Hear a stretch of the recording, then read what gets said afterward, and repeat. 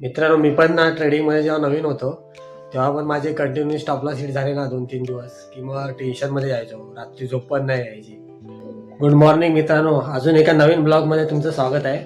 आज आहे फ्रायडे आणि उद्यापासून विकेंड. तर आज बघू मार्केटमध्ये काय होत आहे. आज गिफ्ट निफ्टी फक्त 50 पॉईंट अप आहे. तुम्हाला अपडेट करतो आपल्याला कुठे ट्रेड भेटतोय. आता आपला सेटअप चालू करून घेतलाय. आपण जी इक्विटी ट्रेडिंगची स्ट्रॅटेजी प्रॅक्टिस करतोय त्या स्ट्रॅटेजीनुसार आपल्याला आज स्टॉक भेटला होता वेदांता. डाऊनसाईड एंट्री भेटली होती, त्यामुळे 50 पॉईंटचा एसेल आहे आपला. आणि दुसरा स्टॉक भेटला होता BSE मध्ये. जर हा जर लो ब्रेक केला तरच आपली एंट्री होणार आहे. मित्रांनो, मार्केट आता झालं आहे बंद. तर मी सकाळी इक्विटी स्टॉकमध्ये तुम्हाला वेदांता दिला होता आणि BSE दिला होता. तर BSE मध्ये आपल्याला एंट्रीज भेटली नाही, कारण याचा लो आहे तो लो ब्रेकडाऊन नाही केला आहे, त्याच्यामुळे आपल्याला इथे एंट्रीज नाही भेटली. वेदांतामध्ये एंट्री भेटली होती, पण त्याच्यामध्ये स्टॉप लॉस हिट झाला आपला.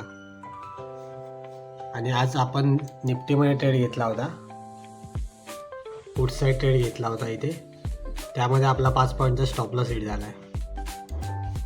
तर इथे ऑर्डर्समध्ये तुम्ही बघा,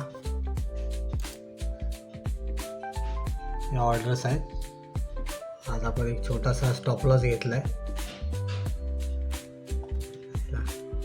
मित्रांनो, मी पण ना ट्रेडिंगमध्ये जेव्हा नवीन होतो तेव्हा पण माझे कंटिन्यू स्टॉप लॉस हिट झाले ना 2-3 दिवस की मग टेन्शनमध्ये जायचो, रात्री झोप पण नाही यायची.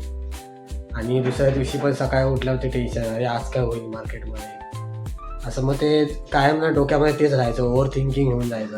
त्यासाठी मी काय केलं असेल तुम्हाला सांगतो की ना, मी दिवसाची रिस्क फिक्स केली आणि महिन्याची रिस्क पण फिक्स केली. म्हणजे असं माइंडमध्ये ठेवलं की जर माझे कंटिन्यू 10 स्टॉप लॉस गेले तर मला किती लॉस होऊ शकतो, आणि 10 स्टॉप लॉस झाल्यावरती त्या महिन्याची ट्रेडिंग मी बंद करणार आणि पुढच्या महिन्यापासून नवीन चालू करणार. तर त्या पर्टिक्युलर महिन्यामध्ये मी किती रिस्क घेऊ शकतो मी आधीच फिक्स केलं आहे की मी इतक्या हजाराचा लॉस घेऊ शकतो. आता माझा सध्या 1500चा स्टॉप लॉस असतो पर डेचा. तर मी 10 माझे स्टॉप लॉस गेले तर जास्तीत जास्त 15,000पर्यंत माझा लॉस होऊ शकतो.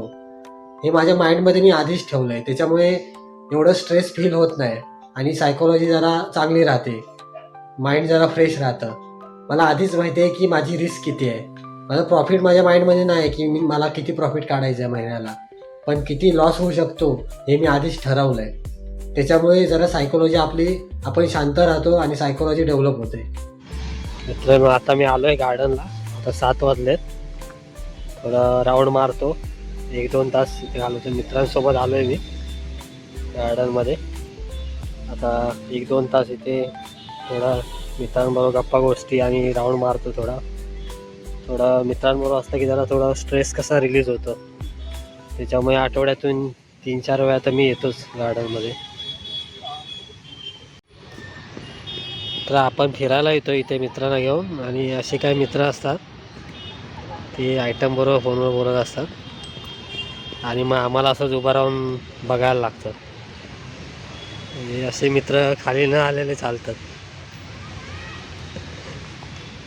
आता उद्या तर सुट्टी आहे, आता भेटू आपण मंडेला. उद्या एखादा व्हिडिओ टाकेन मी लर्निंग सिरीजचा, तुम्हाला काहीतरी शिकवण्याचा ट्राय करेन. Bye bye.